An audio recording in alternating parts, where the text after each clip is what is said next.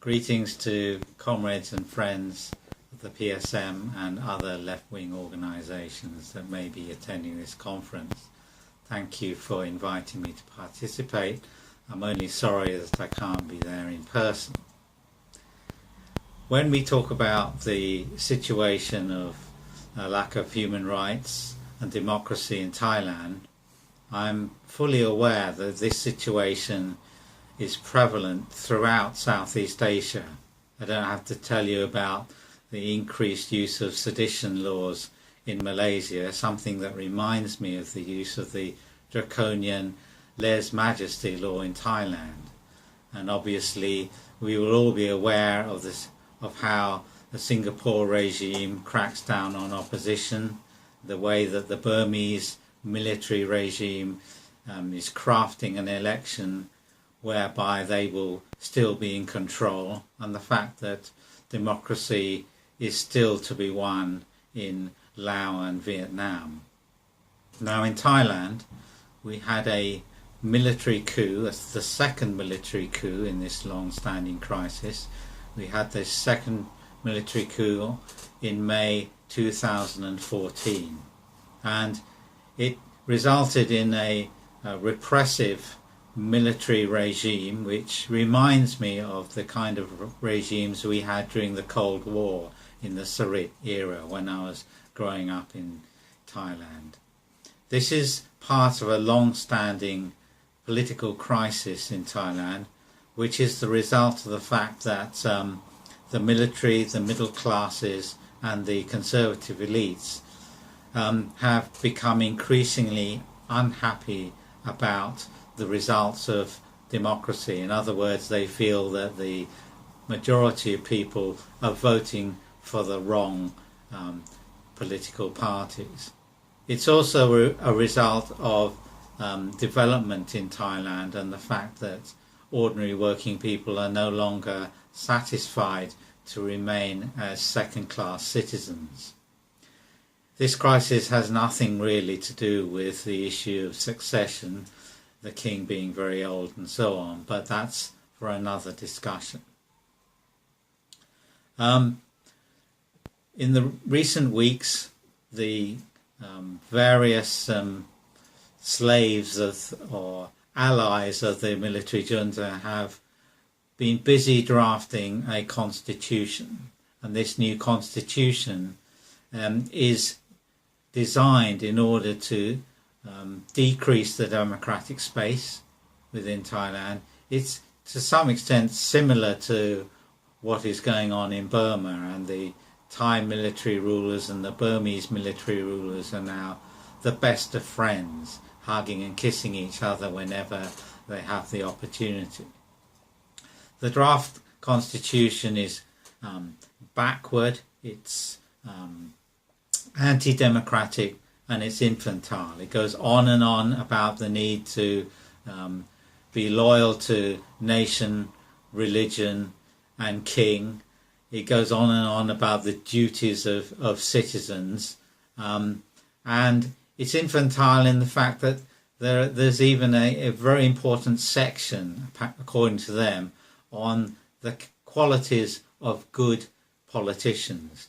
Of course, for the junta and their friends, a good politician or good political leader is someone that is loyal to king, religion and country, but someone who murders pro-democracy demonstrators like the present Prime Minister or the previous Democrat Party Prime Minister, they're not regarded as bad, they're regarded as good people. So it's rather a rubbish piece of paper. It's something that turns the clock back, and it's designed to decrease the democratic space and to reduce the voting power of ordinary working people and increase the influence of the military, the elites, but also of the middle classes, because these people believe that the majority of ordinary working people, both in the countryside and in the cities, are too stupid to really deserve the right to vote. Now, one of the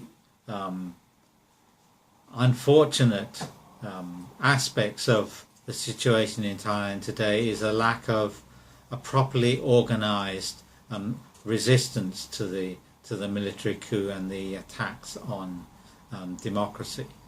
This isn't to say that resistance hasn't taken place. It continually takes place, especially among students and small groups of people, but it isn't properly organised, and it doesn't have enough power to push back and overthrow the people that want to destroy democracy.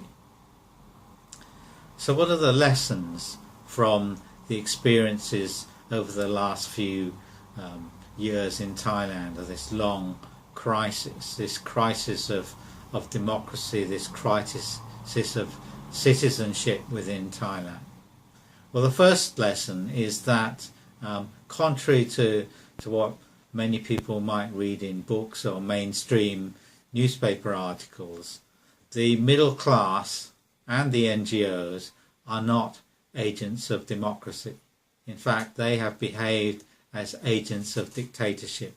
They have behaved as people who have only contempt for the vast majority of people. And so it is not to the middle class that we need to turn to. We don't need to rely on the NGOs. We don't have to pander to the wishes of the middle class.